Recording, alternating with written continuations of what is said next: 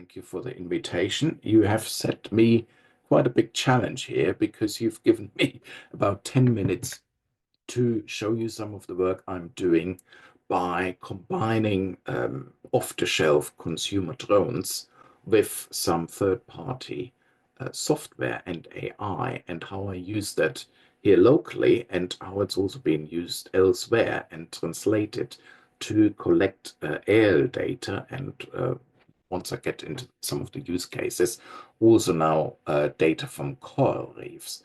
Now, the picture you see here is actually one of my local nature reserves and country parks just outside London. You can see the London skyline in the background, and this is one of the areas I work very closely with my local park rangers. So what I wanted to do is, and I have been over a while now, I wanted to change the current approach and develop simple, affordable, and modular flying robots with the current tools that are out there. Previously, what's needed, and that was one of the inspiration where I wanted to change the workflow and the art of the possible, is it required drone operators with advanced skills because, as you will imagine, these drones are quite technological beasts, and also the software that is required in order to control those. You need to learn this kind of stuff. The equipment that's used is typically quite large and heavy, which is okay, but if you want to go to a remote island, for instance, the Galapagos Islands, and you can only go there with small boats, and you need a lot of batteries and so on, then you are presented with a particular challenge. It's also quite expensive. Some of these bigger drones are easily in the region of $8,000-$10,000, and particularly for smaller projects, smaller NGOs, charities, organizations, that in itself represents quite an insurmountable hurdle often. Then maybe one of the biggest challenges in the traditional approach from a photogrammetry perspective is typically what you would need to do is you would need to collect a large number of aerial shots and data. So we talk about hundreds and thousands of photos in order to monitor and then produce geospatial models of some of these habitats. As I said earlier, a lot of expensive and heavy drone batteries. So one of the projects I've been talking to, and there's a link to my interview with the project lead at the end of this deck, and hopefully, Paula, you'll be able to distribute the slides around somehow. They, have 40, 50 batteries, and they need to be quite diligent in how they work with those. And remember, batteries also require charging often an hour or two. So if you want to be in the field for just a couple of weeks, you'll be spending a lot of time charging batteries and managing your data. So data storage needs, that's another one. Computational resources. If you want to produce heavy geospatial models, you need the biggest, fastest computers with large graphical user interfaces, graphical cards, and these in itself are quite expensive and cost expensive software. So typically you need not just one piece of program, you need 2, 3, or 4 each of those, easily $4,000, $6,000 just for the license, and it becomes incredibly expensive. So I wanted to develop a new workflow, and I wanted to be quite modular. And in order to do that, I'm thinking of Lego blocks or building blocks.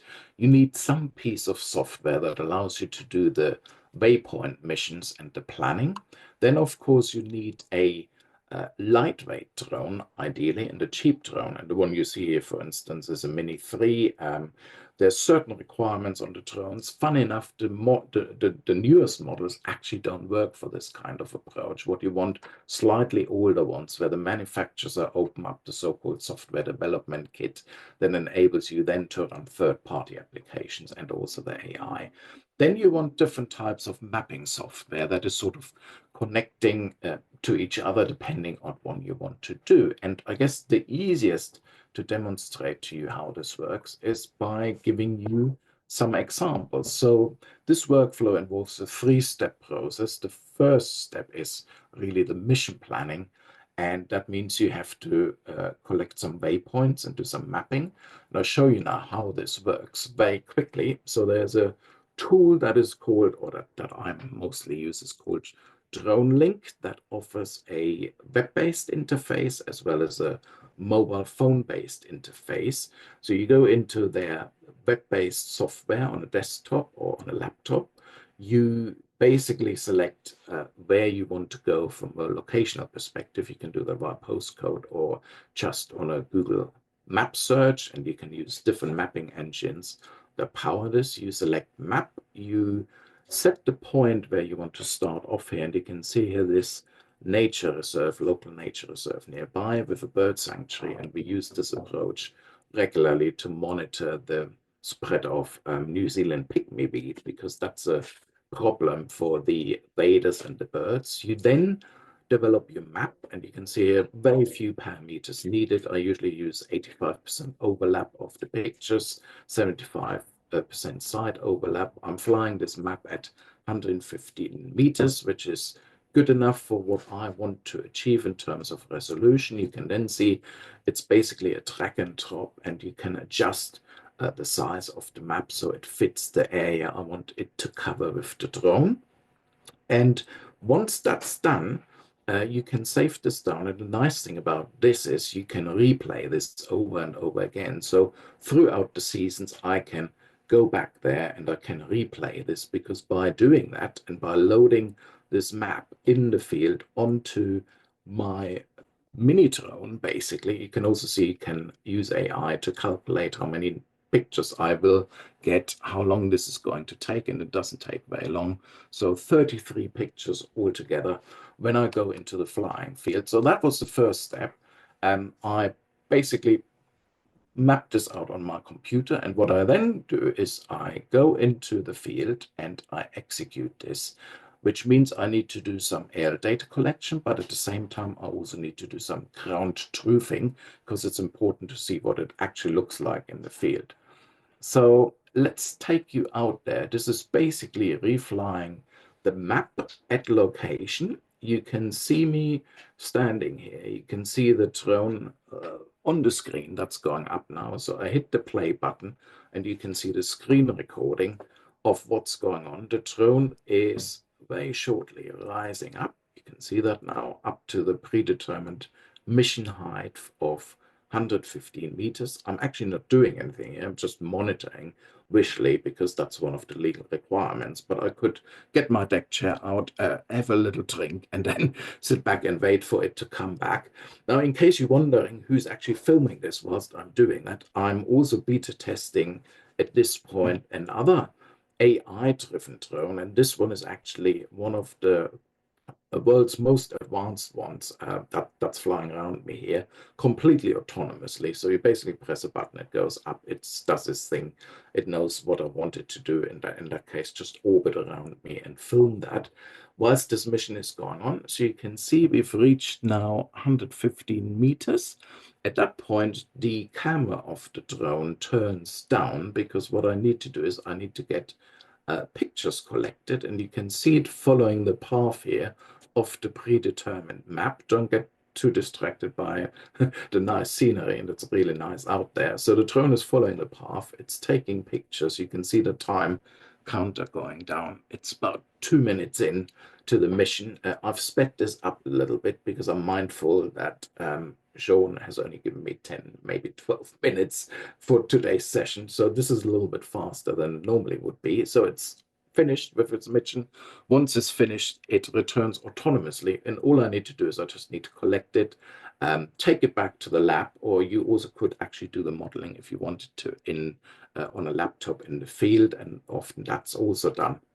You take the SD card out, you collect the data. In that case, I think it was actually 28 pictures, and you build your geospatial model on the back of that. And that'll be our, that'll be our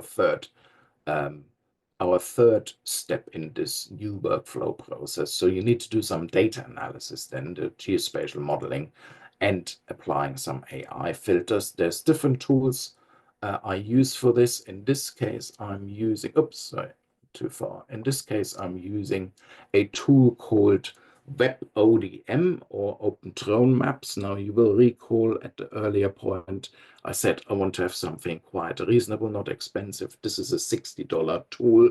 It's brilliant. You can see here I loaded all the data I collected in. I can produce a surface model. Based on that data, I can produce an ortho photo, and basically what it does is overlays with AI filters for different vegetation type analysis. We've used this here locally to analyze forest fires and reasons for the forest fires. So how wet or dry the soil is and how the conditions might contribute to that.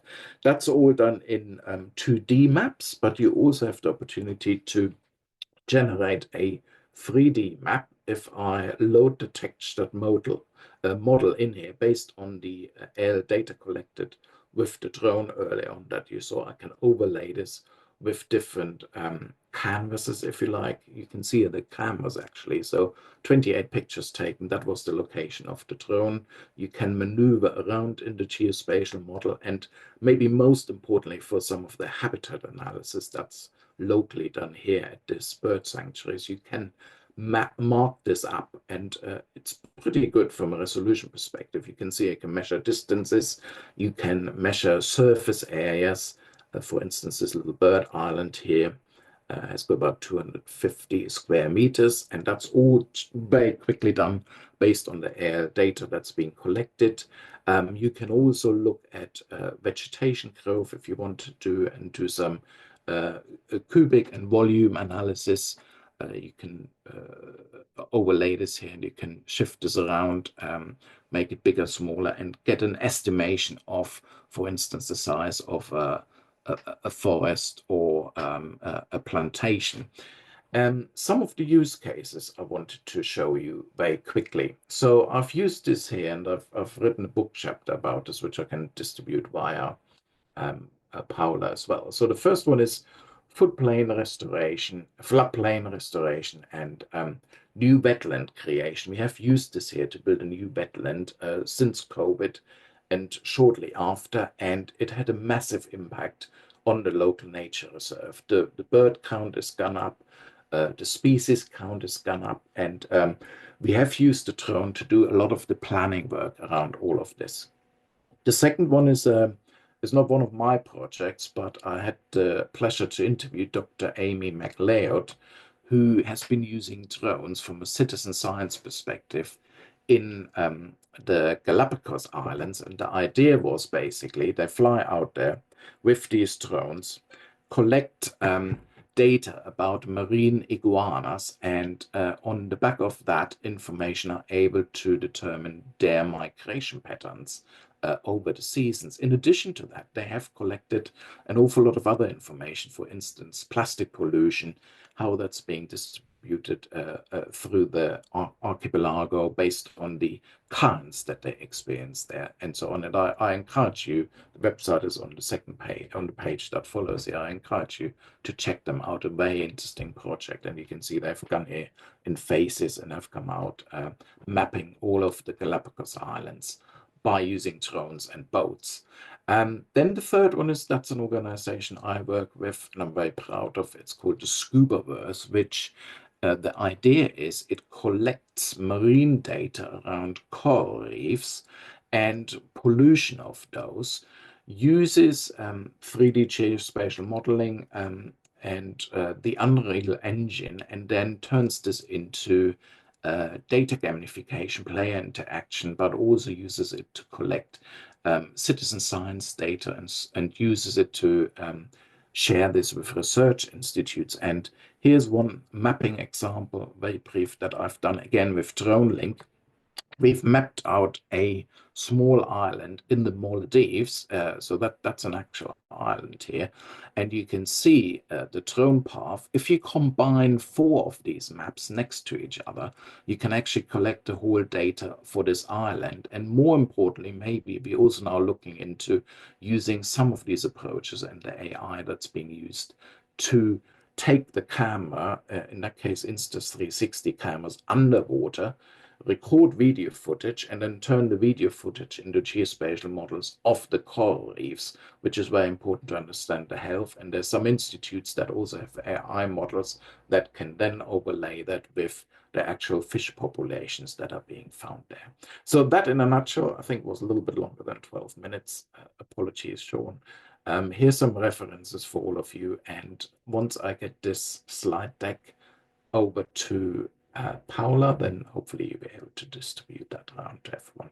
Thank you so much. If you have any questions, I don't know how many seconds we've got for any questions, but happy to answer. Thank you. Thank you very much, Markus. Really, really interesting stuff. Actually, I'm pretty sure a lot of our offices will be really, really intrigued by your work.